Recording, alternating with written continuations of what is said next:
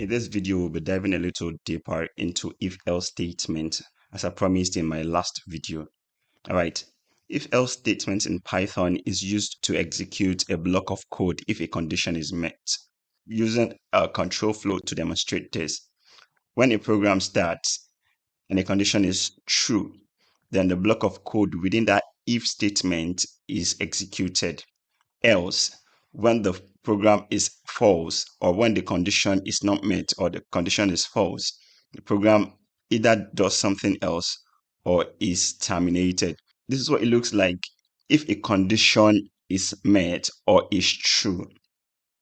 You notice this part of the code is the block of statement that will be executed. Otherwise, this part of code, do nothing, will be executed. All right, let's demonstrate this on the ID using an instance of, say you are a software engineer and you got a job in a financial institution, and your first task is to create an application that allows new subscribers to get a loan. You need to create a logic behind this. So what you're going to do is you check if new subscriber loan amount as how much they're entitled to or they can access. Select an amount. Your account has been credited with loan amount. So if the condition is true, that is, if the subscriber is new and not an existing subscriber, he or she can have access to borrow up to 3K, and the person can select an amount from 1K to 3K. Else is going to be in the same indentation level with the if statement. All right. So we terminate this. We're going to print out you must subscribe to access loan. So that's it.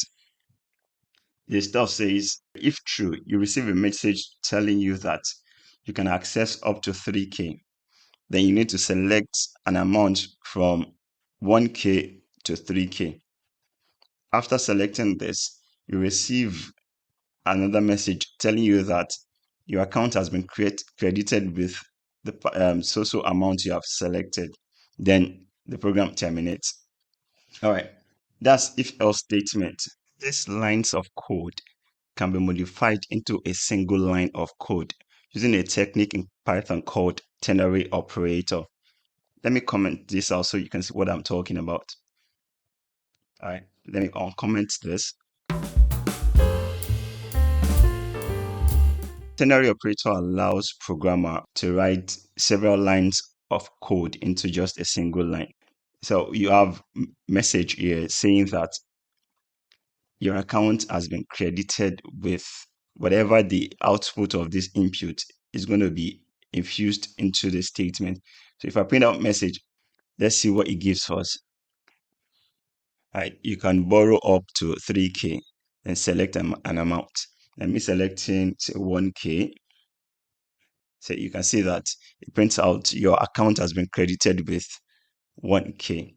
That's how ternary operator works. It allows programmers to write several lines of code in just a single line, right? To make it very clean and more readable, giving you very short lines of code. The next thing we'll be discussing is logical operators. In programming, there are comparison operators and there are logical operators. Comparison operators are what we used in the if-else demonstration we just completed. The other ones are here, like we see the operator on the left-hand side and the meaning of this operator on the right-hand side.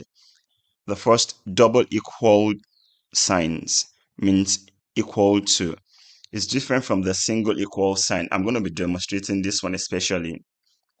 The single equal sign in Python is used for assignment, as you assign a value to a variable.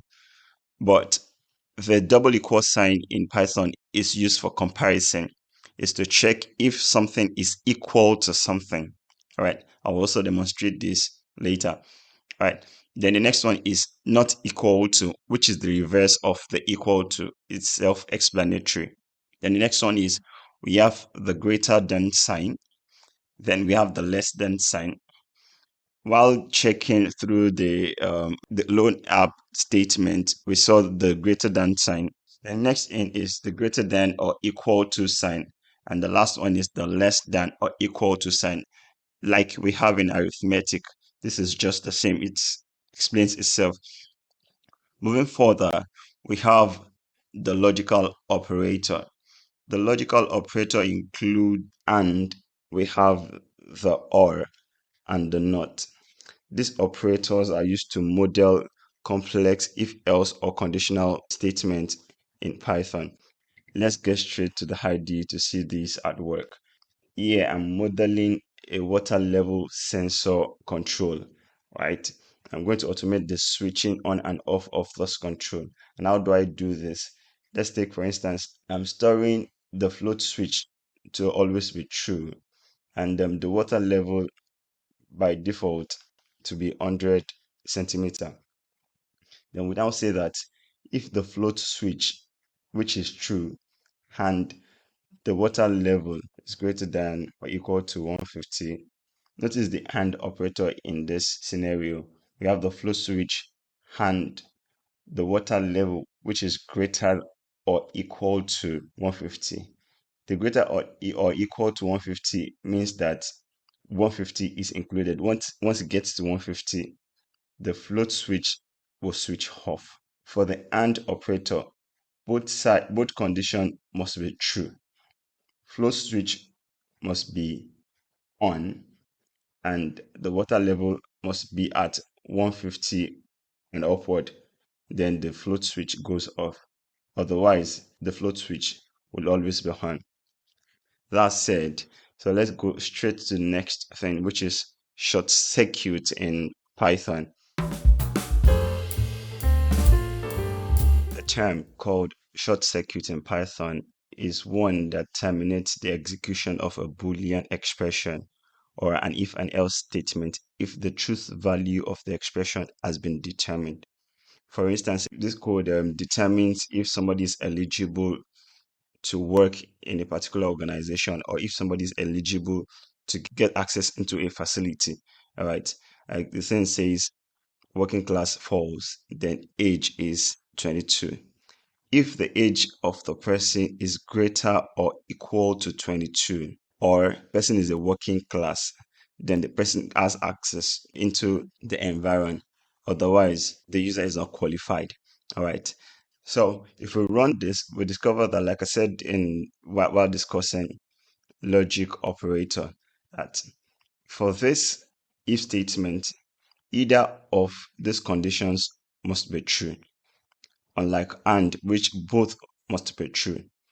For here, as we have the age greater or equal to 22 and must be working class, since the age is 22 but not working class, then the person is eligible. Otherwise, the person is not qualified to have access into the environment. So let's check this out. See, because the age of the person is 22, that's why the person is eligible. So having said that, let me quickly give you an exercise which I would like you to place the answer in the comments below. All right, there's this thing called FizzBuzz challenge. FizzBuzz is a challenge that involves writing code that labels numbers divisible by 3 as fizz, or numbers divisible by 5 as buzz. Then if the numbers are divisible by both 3 and 5, then it's labeled FizzBuzz. I would like you to place your answer in the comments below. Just think about it within 5 to 10 minutes. You can check Google, check YouTube, check other resources, and quickly do this. But still, I'm going to show you how to run this. You'll be needing the range function in Python. Let me show you the range function. The range function is just a sequence of number starting from 0 by default, but you can as well start from any number, and it stops at whatever number. For instance, range here, say I'm starting from 1, then I stop at 101, then I can impute how I want this step going up. Like say I want it to go from 2 to 4 to 8 to get the even numbers, or from 1 to 3 to 5 to 7 to get the odd numbers, like that. So for range, we have the start. Let me comment this out so that you can see what I'm talking about. We have the start, we have the stop, and we have the step. The start is where the sequence is starting from, is the number which the sequence is starting from. The stop is where the sequence is going to stop. And the step is the intervals between each element of the sequence. All right. So for FizzBuzz challenge, you will need range method. So let me quickly show you how to run this in Python.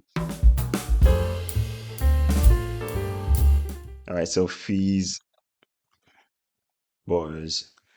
And why I'm showing you this is to demonstrate the if-else statement that I've been talking about since.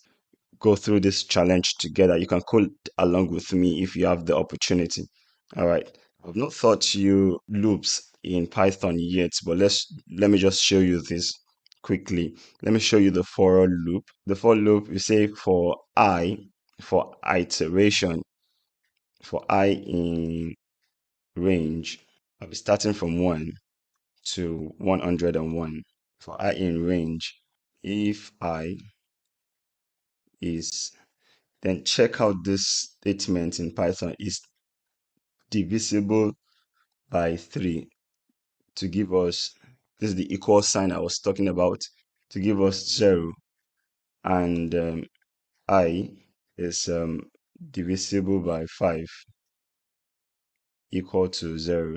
Then find FizzBuzz. And check this out. I think I've talked about this too. If I modulo, and that symbol is called modulo in Python. Sorry, in mathematics. If I is divisible by 3 to give us 0, then print fizz. If and the if statements must be in the same level of indentation. If I is divisible by 5 to give us 0, then print buzz.